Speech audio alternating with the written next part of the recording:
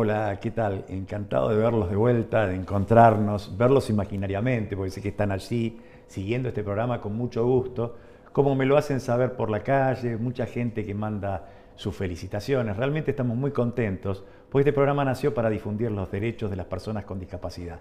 Ese es nuestro objetivo, así que nos encanta que lo vean, que le transforme un poco la mirada que tienen sobre la discapacidad. Así que les agradecemos muchísimo. Hoy estamos muy contentos porque tenemos una visita muy especial. Se trata de Silvia Bersanelli, la presidenta de la CONADIS. ¿Cómo te va, Silvia? ¿Qué tal? ¿Cómo estás? Muchas gracias por Gracias por venir. invitarme. Sabemos que estás muy ocupada siempre, haciendo muchísimas cosas y nos causa mucho placer que estés acá con nosotros hoy. Bueno, un gusto estar acá y poder conversar. Bueno, yo primero te voy a preguntar algo que yo conozco, digamos, pero hay mucha gente que no lo conoce, no sabe qué es la CONADIS. ¿Me podrías contar un poco qué es la CONADIS? La CONADIS es la Comisión Nacional Asesora para la Integración de las Personas con Discapacidad. Nosotros siempre decimos Comisión Nacional de Discapacidad porque la verdad que tiene un nombre muy largo. Se creó en el año 87 y desde el año 87 la comisión es el órgano que diseña las políticas públicas, es un órgano de consulta vinculante en materia de discapacidad, articula y asesora en materia de discapacidad a todos los organismos del gobierno nacional. Depende del Consejo Nacional Coordinador de Políticas Sociales y a través de él de Presidencia de la Nación, y territorializa las políticas públicas en todo el país a través del Consejo Federal de Discapacidad, porque preside el Consejo Federal de Discapacidad. La CONADIS tiene otros órganos que preside, como es el directorio de la Ley 24901, la Ley de Prestaciones Básicas, y se nutre, tiene dos comités muy importantes, un comité asesor integrado por las organizaciones de la sociedad civil y un comité técnico que transversaliza la temática de discapacidad en todo el gobierno nacional. ¿Sí? Somos los representantes en los organismos internacionales, tanto Naciones Unidas como OEA y el Mercosur, y bueno, creo que no me olvidé nada de todo el rol importante que tiene la CONADIS, además de administrar, que este es otro tema importante también, la ley que se conoce como ley de cheques, los programas que tenemos a través también de un comité. Sí. ¿Y cómo se organiza, digamos, en cuanto a cómo se articula, digamos, esa actividad con el medio, con las asociaciones? Bueno, en parte con las organizaciones de la sociedad civil. Nosotros lo hacemos en conjunto con el comité asesor, que es el responsable digamos, nuestro asesor directo en materia de organizaciones de la sociedad civil. ¿Y cómo lo hacemos con el resto del país? ¿Cuáles son los ejes? Sí, lo hacemos también a través del Consejo Federal de Discapacidad, porque los representan los organismos de gobierno, pero las organizaciones de la sociedad civil. Los ejes que trabaja CONADIS es, en primer lugar, en materia de accesibilidad física y comunicacional, educación inclusiva e inclusión laboral. El tema, tenemos un área específica también de fortalecimiento de organizaciones de la sociedad civil, salud y rehabilitación, deporte y recreación. Y y obviamente el Observatorio de la Discapacidad, que trabajamos en materia de monitoreo de la aplicación de la Convención. Con el Consejo Federal de Discapacidad, además de todos estos ejes que articulamos de una manera muy fuerte, con el Consejo se determinaron 4 líneas de trabajo directamente relacionadas con la Convención. Toma de conciencia, que es el artículo 8, y seguramente que ustedes lo tienen muy en cuenta. Accesibilidad, y ahí tenemos el artículo 9 y el artículo 21. Empleo, que es el que se incluyó este año, artículo 26 de la Convención, y artículo 24, educación inclusiva. Esos son los ejes que tenemos básicamente con el Consejo Federal, pero después todos los demás están. ¿Qué opinión, seguramente muy buena, pero qué opinión te merece el tema de la Convención y cómo ves que ha transformado la Convención la mirada con el tema de discapacidad? O sea, hay un paradigma nuevo y ha transformado mucho la mirada sobre el tema de discapacidad. ¿Qué opinión te merece? Sí. ¿Ha ido desarrollándose bien? ¿Cómo está implementándose? Bueno, para nosotros la verdad que es una satisfacción. Primero, ser parte de este proyecto nacional y popular, y en segundo lugar, que este proyecto nacional y popular haya sido el que ha generado este cambio, ¿sí? Porque adherir a la convención fue una decisión del propio presidente Néstor Kirchner y por supuesto, una reafirmación de nuestra presidenta y de la continuidad que le dio. Esto significó claramente una decisión política de adoptar este modelo que primero pone el eje en el marco de los derechos humanos, es decir, que corre la mirada que había para las personas con discapacidad, que era una mirada desde salud, que era una mirada desde un paradigma que se conoce médico de rehabilitación, pero que a mí también me gusta subrayar que era de beneficencia y de caridad. Y entonces hacía generar políticas, ¿sí? O programas o estrategias desde esa mirada. ¿Sí? Y entonces tampoco se tenía en cuenta la persona con discapacidad, sino desde esa, una persona sujeto de caridad o de beneficencia. Y resaltaba su discapacidad y no la persona. Desde un modelo individual. Todo eso se rompe, insisto, en esta decisión de nuestro presidente Néstor Kirchner y nuestra presidenta, y el modelo se circunscribe al modelo social de la discapacidad que pone el eje en los derechos humanos. Que no es un asunto exclusivo de la persona, sino de las barreras que se generan en el entorno. Eso es una primera cuestión importante. La otra es generamos políticas en función de este modelo social, teniendo en cuenta no a un sujeto de caridad o de beneficencia, sino a un sujeto ciudadano de derechos. Y esto obviamente que cambia la política pública. Por el otro lado, transversalizamos la discapacidad. No es un asunto solo de la CONADIS, sino que es un asunto también de todos los ministerios. Vos verás que el Ministerio de Trabajo está involucrado, el Ministerio de Educación está involucrado, el Ministerio de Planificación, el Ministerio de Agricultura, todos los ministerios, el Ministerio de Salud, el Ministerio de Desarrollo Social, absolutamente todos los ministerios. Vos me preguntás hoy, ¿qué política tiene el Ministerio de Planificación? Tiene estas. Por ejemplo, en materia de viviendas accesibles para las personas con discapacidad. No solamente el cupo, sino que también que se trabajan para que estas viviendas sean accesibles. Tiene televisión digital abierta, que es un programa también que incluye a las personas con discapacidad. Bueno, tiene los NAC para poder llegar a todo el país. Me decís, ¿cuáles son las políticas del Ministerio de Educación? El Ministerio de Educación, por ejemplo, y para poner los más importantes, tiene el programa Conectar Igualdad, que entrega las computadoras a los estudiantes de primaria y de secundaria accesible, con todo lo que necesitan, pero a través de la Secretaría de Políticas Universitarias generó el programa PODES, que es el programa que hace accesible las universidades, pero que también entrega las notebooks a los estudiantes con discapacidad en el ámbito universitario y que se está verdaderamente trabajando transversal. Me decís, el Ministerio de Desarrollo Social tiene en cada uno de los ejes de trabajo tiene la inclusión de las personas con discapacidad en todos los aspectos. El Ministerio de Agricultura tiene un programa específico para generar la toma de conciencia en el ámbito rural de la Convención. Es decir, cada uno de los ministerios, y eso ha sido una política pública a raíz de lo que es aplicar la Convención en las políticas del gobierno. En lo específico. Sí. Yo leí por ahí una frase tuya que decía que en los últimos años del país hizo avance en lo que estamos hablando en materia de legislación, como en otras políticas públicas sobre discapacidad, y mencionás que no tanto en lo judicial, que ese avance no se refleja tanto en lo judicial, porque también hay fallos que no incorporan ese lenguaje, hay una serie de situaciones allí, ¿no? ¿Qué habría que hacer allí para que eso mejore? Sí, bueno, nuestra división de poderes, ¿no? Que nosotros tampoco dejamos fuera los demás poderes, siempre invitamos al Poder Legislativo y siempre invitamos al Poder Judicial.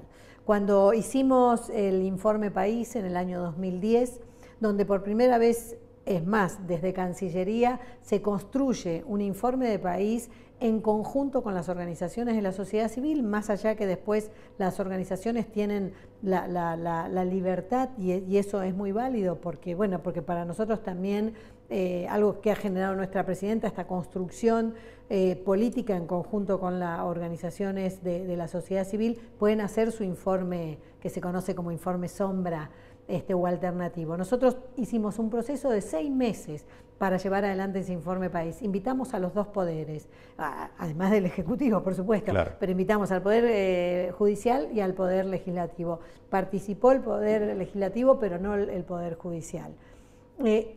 La verdad que fue una pena, porque sí, ese informe país, a través de las directrices, nos permitía hacer un balance del estado de las políticas.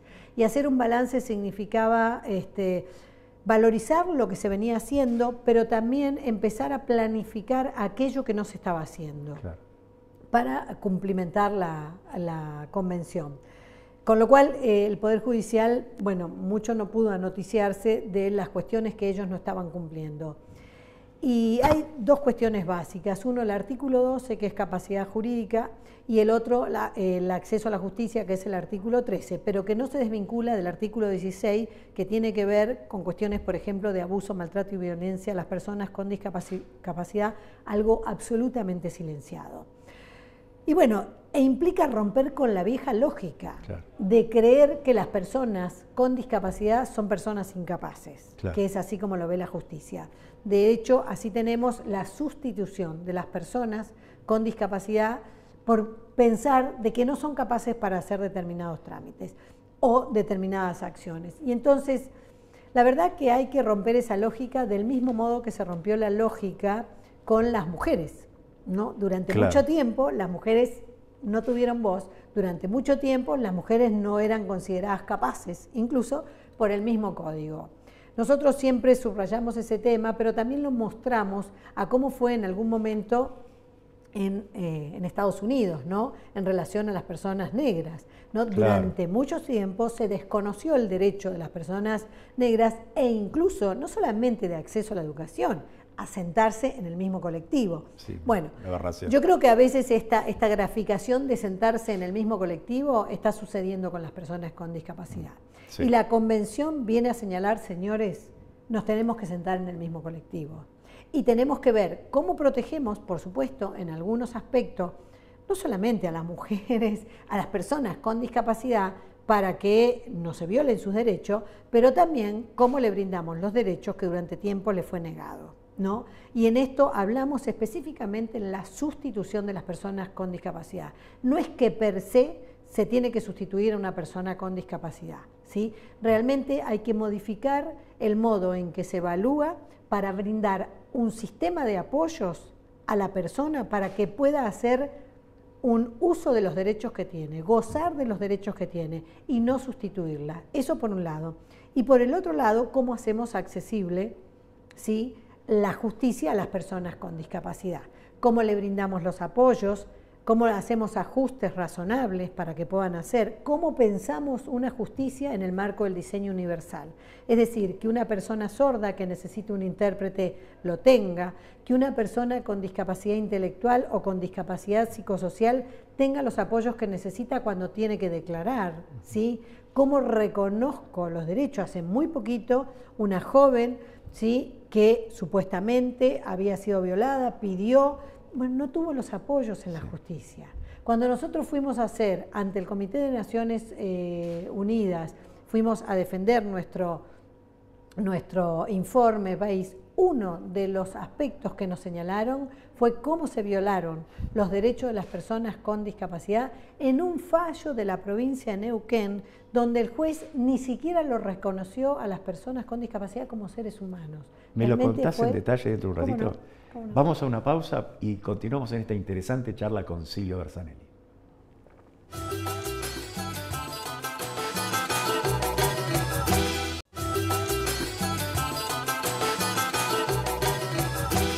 Y continuamos con Silvia Bersanelli, presidente de la CONADIS. Me estabas contando, Silvia, sobre ese fallo tan importante que a veces causan vergüenza de algunos fallos, ¿no?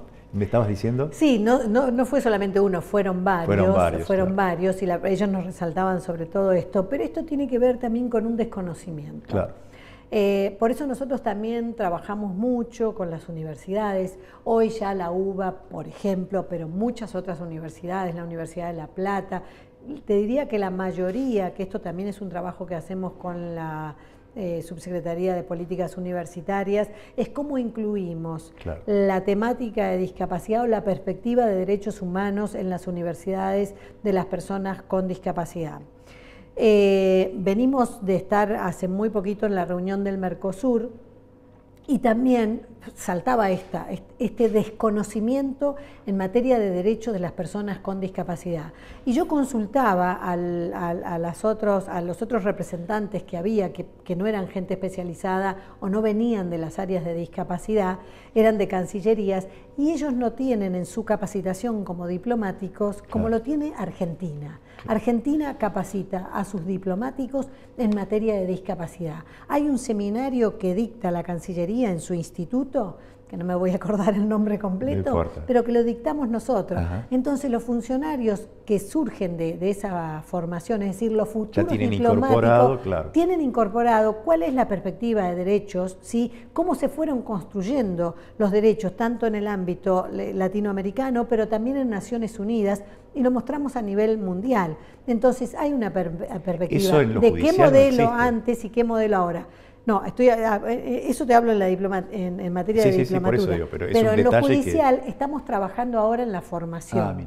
Pero, y con la Defensoría de la Nación también, de hecho va a haber una jornada dentro muy poquito con ellos, y es muy importante que la justicia, también el Poder Judicial, empiece a capacitar. Se han capacitado, pero nos parece muy importante que se siga capacitando, porque de hecho nuestro Código Civil no ha salido con la propuesta que nosotros hemos hecho desde el propio observatorio, pero las organizaciones. ¿Qué ventaja o qué posibilidad o qué esperanza tenemos? Bueno, que la Convención es un tratado internacional de derechos humanos y que está por encima de las otras leyes. El Código Civil es una ley. Y por ese lado también nosotros pensamos que quizás, desde ese lugar se pueda repensar cómo poder aplicarlo o cómo poder hacerlo más cercano a lo que plantea el artículo 12, pero también la observación general del comité que ya sacó en materia de capacidad jurídica. Bien.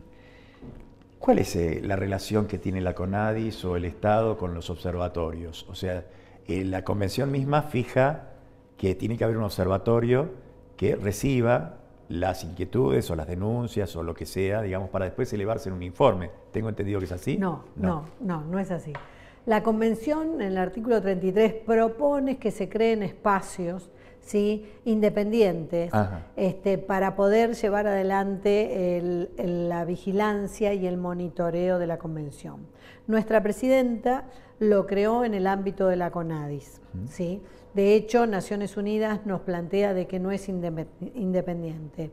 Nosotros planteamos una estrategia que, no obstante al comité no le guste porque no es independiente, nosotros planteamos una estrategia muy libre, pero porque nuestro proyecto de país, nuestro proyecto nacional y popular, plantea construir una democracia en conjunto con las organizaciones de la sociedad civil.